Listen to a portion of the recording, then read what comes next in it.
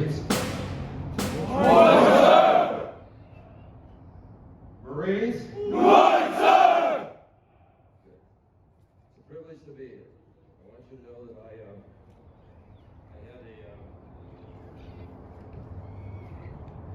I'll be one of the first people privileged to call you the word Marine, a title which I consider profound and special. I met a general named Lieutenant General Ron Christmas. Has anybody been to the Museum of the Marine Corps yet? Yes, sir! Okay, well, it's a must do. He founded a museum, it's in Quantico, somewhere back on the East Coast next to that other boot camp. Anyway, Ron Christmas told me that when somebody, a young man or woman goes to Quantico or MCRD, there's a pair of magical hands that come out of the sky, and they open their chest cavity like this. And a small brand is inserted right in their heart, the evil, load, and anger. And you become immersed in a culture of discipline, excellence, second to none. When you get home, believe me, I'm going home someday. You get home, I want you to first go to your recruiter and say thank you. Then go to your mom and dad and tell them you love them. Because they're going to see suddenly a radical change. They're going to see a young man who can finish his dinner in 2.9 seconds, probably putting a Marine flag under his overhead, and he can probably make his rack, right? Yes, sir! Before I came here, I was told by Colonel Jones that every talk had to have a good sea story. You know, the definition of a good sea story is, they say, it doesn't allow reality to get in the way. But these, I'm going to give you a couple of sea stories now. These are rock solid. I'm going to tell you about a young man named Mike. Mike's family came from County Donegal, Ireland. They were immigrants to the New York area. They started a little grocery store. Things went bad. When Mike was about 6, his mother died. His father knew what to do with him and the kids, so he shipped him out to Montana to some family. And that didn't work out. Mike ended up in two orphanages, and he kept escaping. Finally, Mike's 14 years old, and World War I is coming on. And Mike joins the Navy. And then a few months later, the Navy finds out he's underage, and they throw him out. So Mike waits a while, joins the Army, and serves 2 years in the Army. Comes out of it honorably. Then finally, on November 10th, 1920, honestly, the actual date, Mike sees a great white light, and he joins the Marine Corps on 10 November 1920 in Montana. And he goes off to be served in the Philippines, the China Marine, finally comes home, and honorably discharged, and he comes back to Montana. Things are pretty kind of grim there. There's a copper industry, copper mines. Mike gets a job as a mucker. Now, anybody here know what a mucker does? I don't. I don't think I'd want the job. So Mike finally meets a beautiful young school teacher named Maureen. And he marries her, and she homeschools him in no schooling, past 5th grade. And he finally gets into the University of Montana, gets his undergraduate degree and his master's degree, and becomes a teacher there for 10 years. And then he runs for Congress, and he loses the first time. But he's coming back. He has that one word that you all have that triumphs over everything. Do you know what that one word is? It starts with a D. Determination. Who said determination? Obviously. Pretty sharp guy. I'll see you later. Okay, so then he runs again. He becomes a congressman for 7 terms.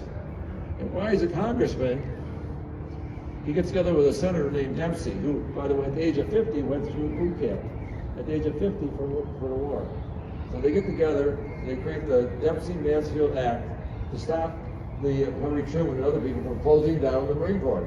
The Dempsey-Mansfield Act says they're guaranteed 3 divisions, 3 air wings, and the commandant, 4-star on the Joint Chiefs. Well, they created that. And then later on, Mike Mansfield runs for the Senate. He's elected to the Senate from Montana and serves for 24 years. A long distinguished thing. Set up a lot of famous litigation, famous legislation. And then Mike retires from the Senate, and several presidents sent him to Japan for the longest running ambassador period ever. He served 12 years. They built a statue for him in Japan. So finally, at the age of 86, Mike comes home. Mike Mansfield comes home, wants to retire. But they keep sending him another mission. He's one of the most valuable American political guys in Congress. So Mike comes home at 86, does some more work, and finally, at the age of 98, Mike dies. Well, where did Mike's buried? Congress and the Senate wanted to put him on this VIP hill at Arlington. They already built a monument for him at the University of Montana and wanted him buried there. Well, Mike didn't have anything to do with that. Mike is buried in, I don't think I've been there twice. It's hard for me to tell this story. He's buried in Section 2, row 4969 Foxtrot, a little area, a little quiet area of Arlington. Next to his wife, Marie. And on that white plaque, you know what it says? Remember, this guy was in the Army, Navy, and every major honor American can have. By the way, every day of his life, as ambassador, congressman, he wore a high class. And you know what he had in that high class? He was right. He wore that every day. So he's not buried there, and on the white plaque, it says simply, Michael Joseph Mansfield, Private, U.S. Marines. That's what he's most proud of, and that's the legacy you gentlemen are about to inherit today. And that's your rest of your life. Have you heard that expression, once a Marine? Always a Marine! Damn right. That expression is 100 years old this year. In 1923, the gentleman created the Marine Corps League, and he put that on his letterhead, once a Marine, always a Marine. His name is John Archer Lejeune. And, okay, now another short story. I was, when I went to boot camp after graduation, 60 years ago, they shipped us off early morning to what they call ITR, now I think it's School of Infantry. And we got there, and the second day, when we were out on one of the ranges, the gunnery sergeant off to the side looked at me and said, Marine, pick up those ammo cans. And I looked at him and I stood. It's the first time anyone had ever used the word Marine. I was euphoric. All of a sudden I realized I was part of the most sharply disciplined and aggressive fighting force in the world. Now, one last short story. About 10 years ago, I was coming back from visiting with the Leonard family in Louisiana. I got stuck on Christmas Eve at the Fort Dallas Airport. And at the food court, there's one lonely guy sitting there in this army sort of whatever they wear out in public, it's like work clothes, the cash is all over it. And he ate a little pizza, and so I grabbed a piece of sandwich on me. His name was Dick. Tell me his life story. He said he's on his way back to Tennessee to marry his girlfriend, to pick up a new pickup truck. Why? Because when he joined the army, he gave $40,000. $40,000. I said to Nick, Nick, did you ever consider joining any other branch? And he looked at me and said, yes, sir. I wanted to be a Marine. I said, you don't do so bad. Army's a good outfit. What else can I say? He said, no, I wanted to be a Marine. I said, well, I think you got a good outfit. And then I said, why do you say that? He said, then the rest of my life, I'll be a Marine. As long as I live, I'll be a Marine. Well, I went back to Arizona where I was working at the time, and I was at some kind of reception with a group of Navy wives. And I was telling the story about, Nick. And I said, one of the Navy wives said, that's not a big deal. The rest of his life, he could tell people he was a soldier. And I smiled, and I looked at her, and I said, I think you just made my point. Well, what you guys, at the risk of a little bit of ego hubris, I've had a lot of titles in my life. I was chairman, CEO, president of about 6 different corporations. I was governor of a sports association.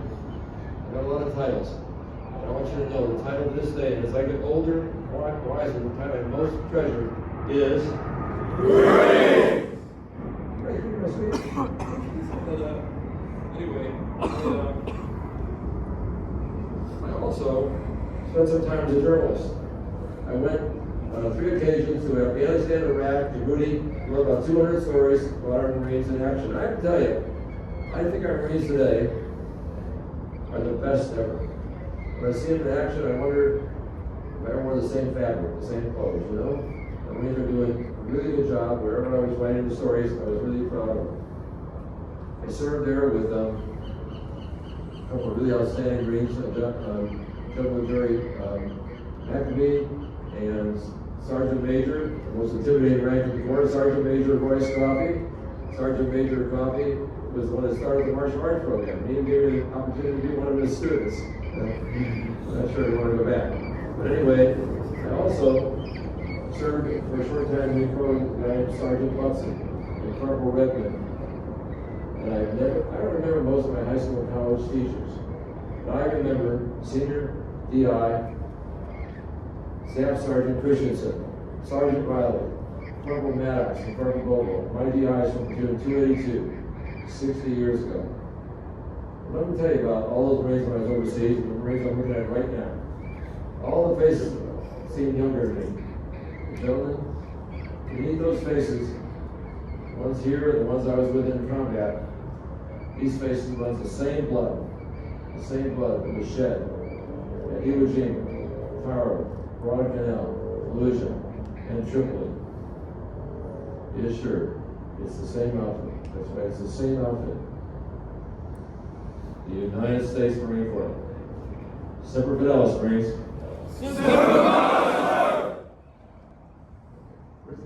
Where's the guy from Wyoming? Right here, sir. Robert Schilling, sir.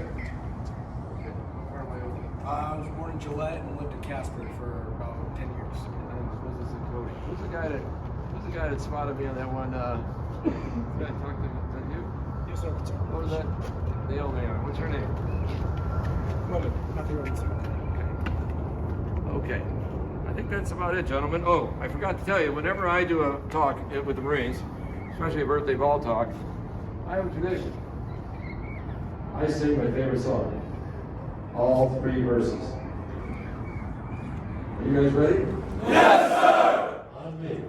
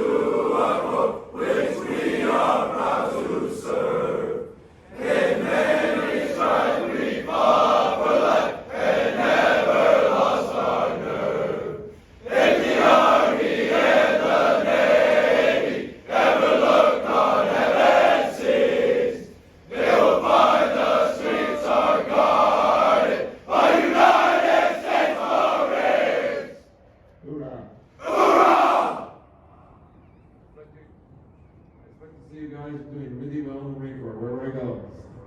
God bless you all. Aye, sir! Thank you, sir. All right. Thank you. All right. A nice little round.